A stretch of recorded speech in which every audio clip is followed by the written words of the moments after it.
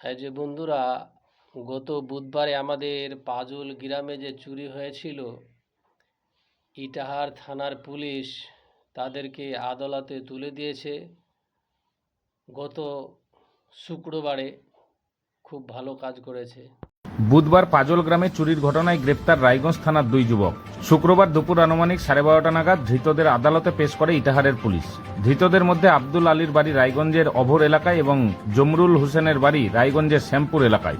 ধৃতদের কাছ থেকে উদ্ধার হয় চুরির বেশ কিছু রূপোর অলংকার। গত 10ই সেপ্টেম্বর সকালে পাজলের বাসিন্দা আফরোজা খাতুন মাঠ থেকে গরু নিয়ে বাড়ি ফিরে দেখেন আলমারি ভেঙে নগদ টাকা, সোনা, রূপোর গয়না চুরি হয়েছে। ইটাহার থানায় চুরির অভিযোগ জানান তিনি।